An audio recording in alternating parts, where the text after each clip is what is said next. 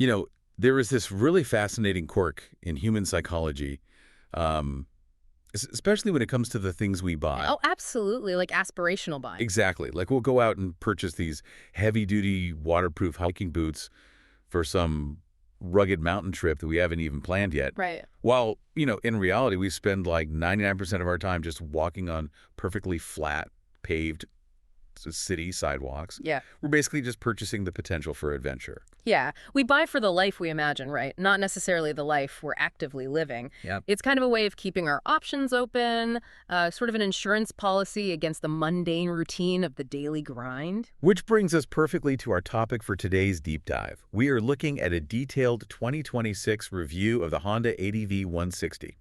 And if you're navigating the streets of the Philippines right now, you see this scooter absolutely everywhere. Oh, everywhere. It's ubiquitous. Right. It looks like it totally belongs in the grueling Dakar rally. It's got the aggressive styling, the off-road tires, but it's spending the vast majority of its life stuck in gridlocked city traffic. Or just doing grocery runs. Exactly. Yet it has cultivated this massive, almost fanatical following. Well, I mean, it is arguably one of the most recognizable silhouettes on the road today. Honda really managed to capture that aspirational, rugged aesthetic and basically graft it onto a highly practical commuting platform. But there is a massive catch here. Yeah. The price tag. The price. It's approaching 170,000 Philippine pesos. And if you want the upgraded road sync version, you are paying even more than that. Yeah, it's not cheap. Just to put that in perspective for you, 170,000 pesos starts brushing right up against the cost of some entry-level, full-size manual motorcycles. You could literally buy a traditional sport or naked bike for that kind of money. You really could. So, okay, let's unpack this.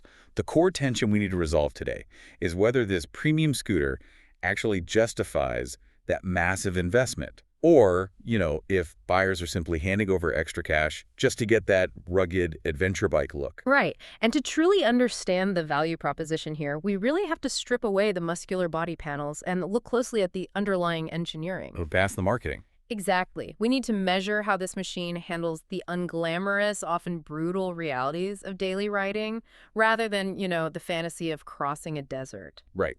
So let's start with the visual impact, because honestly, it is impossible to ignore. Oh, for sure. Like, if you park the ADV 160 next to a standard daily commuter scooter, it looks like it's on steroids. It really does. They have this super aggressive front fascia, a tall adjustable windscreen, and these really sharp, angular body panels. It essentially has the swagger of a much larger adventure motorcycle. Yeah, visually, it promises a lot. But underneath all of that armor, the engine specs seem to tell a very different story. Because it's a 157cc liquid-cooled engine, right? Yeah, the ESP Plus engine. And the spec sheet is often where people get tripped up or feel underwhelmed, especially when they are paying that premium price. Right, because on paper, that translates to roughly 16 horsepower and about 15 newton meters of torque. Now, putting that into context, 16 horsepower means you can comfortably sit at 80 or 90 kilometers an hour on an open road. Yeah. But those numbers are definitely not winning any drag races off the stoplight. Mm-hmm. So I have to ask, are we just dressing up a standard low-powered commuter in a superhero costume? Well, I mean, if we only look at the raw horsepower number, it is really easy to draw that conclusion. But we have to look at how that power is actually delivered to the real wheel. The engine is the Enhanced Smart Power Plus, or ESP Plus. What Honda did here wasn't about extracting maximum top speed. Okay, so what was the goal then? It was really about reducing internal friction and optimizing combustion. Like, they use a 4-valve head design that just allows the engine to breathe better. So it's not about making it a race bike, it's about efficiency. Efficiency and refinement. I mean, in a scooter, 16 horsepower is highly capable if it is accessible. When you twist the throttle on the ADV 160 in heavy city traffic, the acceleration is incredibly linear and responsive. So no weird lag. No frustrating lag at all. It moves quickly enough to get you out of dangerous blind spots and keeps you safely ahead of the flow of traffic. Meaning you have the power exactly when you need it, rather than, waiting for the engine to wind up. Exactly. It delivers predictable, usable power. And on a highway stretch, the engine doesn't feel strained or emit those violent vibrations that numb your hands after an hour of riding. Ugh, I hate that. Right. For an everyday rider, an engine that gets you safely through traffic without unnecessary drama is infinitely more valuable than an engine built for raw, unmanageable speed. I get the refinement aspect. I really do. The engine is doing its job quietly and efficiently in the background, But refined and adequate doesn't usually inspire the kind of passionate, cult-like following this scooter has. That's a fair point. People don't drop 170,000 pesos just for a polite engine.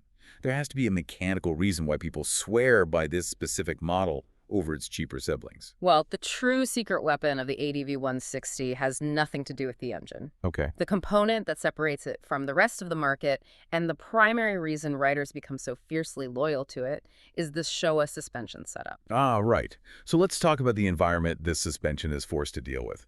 Because navigating Philippine roads is often a daily obstacle course. To say the least. You are constantly bracing for impact against deep potholes, broken asphalt, uneven concrete slabs that literally look like tectonic fault lines, Yeah. and just seemingly endless, aggressive speed bumps everywhere. It is an incredibly hostile environment for any vehicle, but what's fascinating here is how especially punishing it is for scooters. Because of the wheels. Exactly. They inherently use smaller wheels. Smaller wheels fall much deeper into potholes than large motorcycle tires do. On a typical budget scooter, hitting a rough patch of road is just a jarring experience. Right, you feel every pebble. Because the basic suspension quickly bottoms out, meaning it compresses entirely, Hmm. and all that remaining kinetic energy from the impact travels straight through the rigid chassis and violently up into the rider's spine. Ouch. And this is where the ADV 160 justifies its existence. It doesn't just look like it can handle rough terrain, it mechanically absorbs it. It does. The impacts are significantly muted. Now, obviously, you still feel the bump. It isn't a magic hovercraft, but the sharp, punishing jolt is taken out of the equation. And that muting effect comes down to the specific design of those Showa rear shocks. You will notice they have external reservoirs, often called sub-tanks, attached to them. Wait, those gold canisters bolted near the rear wheel. Those exact ones. I always assumed those were mostly just for visual flair, like to add to the rugged look. Well, they do look great, but their function is vital. Standard shock absorbers contain oil that pushes through small valves to dampen impacts. When you ride over a long stretch of broken, uneven road, a standard shock is compressing and rebounding rapidly. Right. This causes the oil inside to overheat and actually foam up. Like it gets bubbly. Exactly. And once the oil foams, it loses its dampening ability, and the rise becomes incredibly harsh. Those external reservoirs on the ADV 160 hold extra oil and nitrogen gas, keeping the system cooler and under pressure. Oh, wow. This prevents the oil from foaming, ensuring the suspension remains plush and effective even after miles of continuous abuse. Think about what that actually means for your daily life. If you spend an hour or two commuting every single day, the cumulative physical toll on your body is massive. It really is. That active reduction in kinetic energy hitting your spine is life-changing for a daily rider. Arriving at the office without a sore lower back or getting home and still having the physical energy to play with your kids is huge. It seems a lot of owners feel that this suspension alone completely justifies the premium price tag. Prioritizing physical comfort in an inherently uncomfortable urban environment is just the fastest way to build brand loyalty. It transforms the daily commute from an ordeal to endure into a journey you might actually enjoy. So we have this over-engineered suspension that acts like a buffer against crumbling infrastructure. But, people aren't just driving straight over potholes. Sure. A daily commute requires navigating tight, static traffic and then eventually hitting higher speed avenues or highways. How does this rugged setup translate when you just need to weave through cars? It translates surprisingly well, actually, because of the ergonomics. In the city, the ADD 160 gives you an upright, relaxed riding position. It features wide, tapered handlebars, similar to a dirt bike. Which, initially sounds totally counterintuitive. If you're trying to lane split or squeeze between side mirrors and heavy traffic, why would you want wider handlebars? It comes down to leverage and low-speed control. Wider bars give the rider significantly more leverage over the front wheel. Oh, I see. When you are moving at a crawling pace, trying to balance the scooter between two stopped cars, that extra leverage makes the heavy front end feel light and responsive. You can make these micro adjustments with very little physical effort. That makes a lot of sense. Combine that with the high seating position that allows you to see over the roofs of sedans, and the automatic transmission taking away the stress of feathering a clutch, and you have a highly effective urban assault vehicle. Then you break out of the traffic and hit the open highway. This is where the aggressive styling suddenly serves a very practical aerodynamic Yeah. purpose, right? Yes. The larger, wider front fairings deflect the oncoming air away from the rider's legs and torso much more effectively than a narrow traditional scooter. And it has that adjustable windscreen, too. If you're doing a long ride, wind constantly hitting your chest and helmet acts like a parachute. Your neck and core muscles are fighting that pressure the entire time. It's exhausting. It is. So by pushing that air current over your head, it drastically reduces wind fatigue. You can ride for 100 kilometers and step off feeling relatively fresh. This broad capability explains why you see so many of these fully loaded with luggage boxes heading up into the mountains on weekends. It provides enough stability and weather protection to make long-distance touring genuinely viable. But wait, dragging around all that heavy bodywork, the wide tires, and a rider with luggage, that has to take a toll on the fuel tank, doesn't it? You would definitely expect a massive penalty at the pump, but Honda's engine mapping and the efficiency of their continuously variable transmission keep it remarkably frugal. Really? What kind of numbers are we talking about? It consistently achieves between 35 to 45 kilometers per liter under normal mixed riding conditions. Wait, up to 45 kilometers per liter with all that extra weight? Yeah. That is incredible efficiency. I mean, in an era where gas prices are a major concern, having an 8-liter fuel tank that can theoretically push you over 300 kilometers before you need to find a gas station is a massive practical advantage. Absolutely. It turns this aspirational weekend toy into a highly economical long-range workhorse. And, if you are paying top dollar for a workhorse, you naturally expect a high level of technology to come standard. Yes, let's talk about the tech suite, because they really threw the catalog in this machine. They could. You get full LED lighting, which is crucial for visibility on unlit rural roads, a smart key system, so you keep the fob in your pocket and just turn a dial to start the bike. Super convenient. Yeah, and a built-in USB charging port inside the glove box, which is just non-negotiable now for anyone using their phone for navigation. But the safety technology is where it really distances itself from budget scooters. It includes ABS, or an anti-lock braking system on the front wheel. If a rider panics and grabs a handful of front brake on a slippery surface, the ABS rapidly pulses the brake caliper, preventing the front wheel from locking up and washing out from under them. And it also has HSTC Honda Selectable Torque Control. Mm-hmm. For anyone unfamiliar, this is essentially traction control for the rear wheel. Exactly. Let's say you are accelerating over a patch of wet moss or a slick metal construction plate. Sensors constantly monitor the wheel speeds.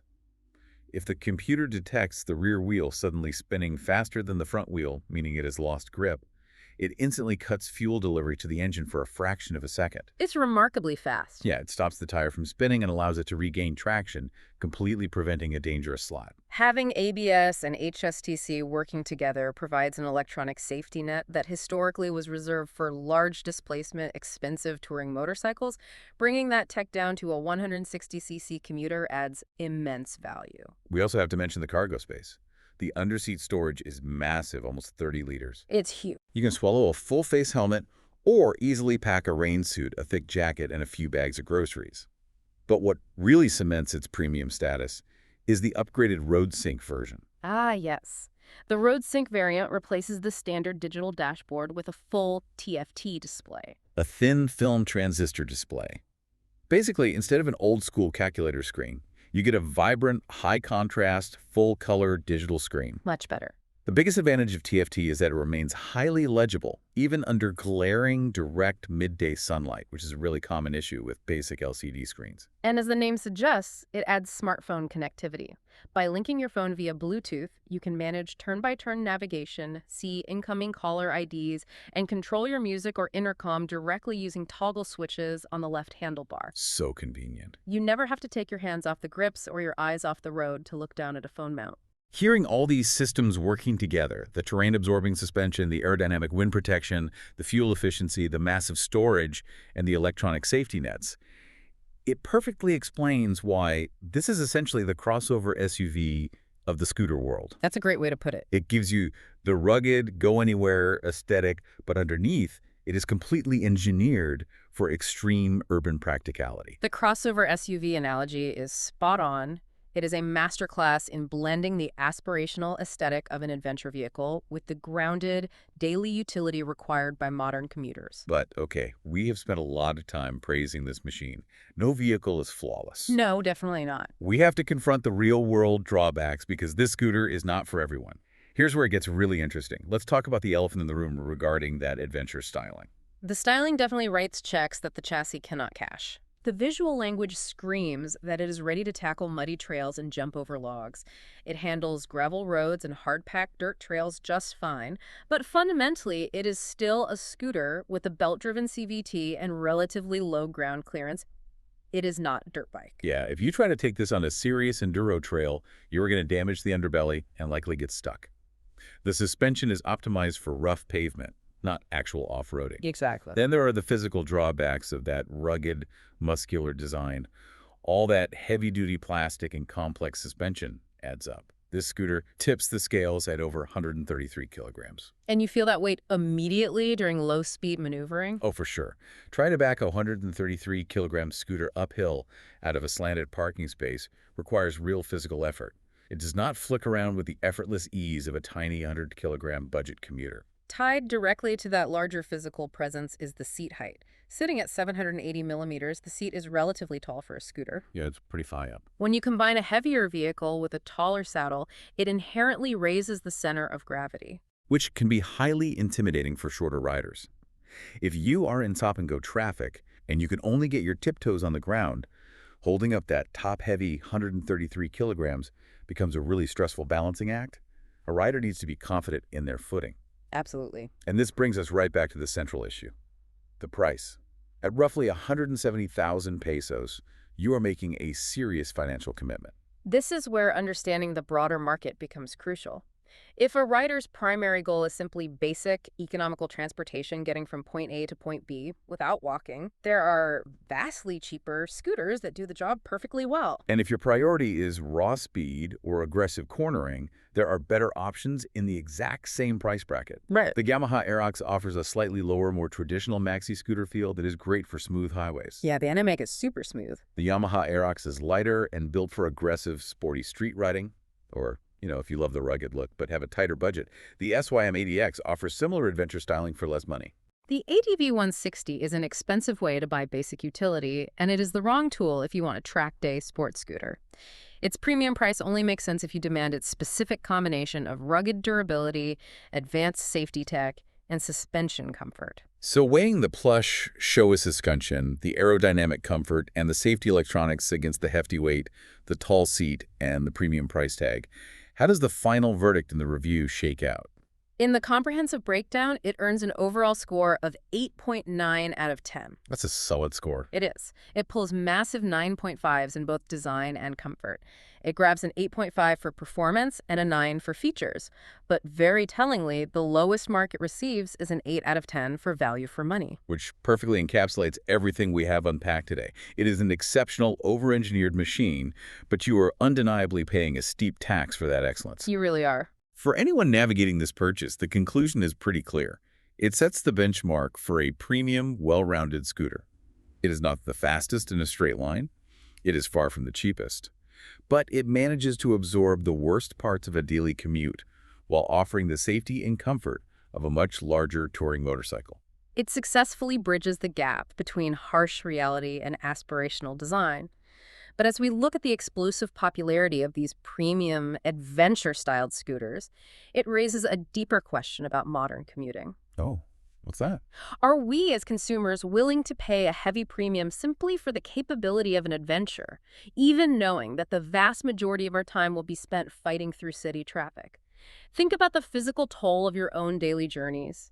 How much of a financial premium are you willing to pay not to reach your destination faster, but simply to make the broken roads beneath you feel a little bit smoother? That is the ultimate question to weigh against your wallet. Keep analyzing the gear that moves you, and we will catch you on the next deep dive.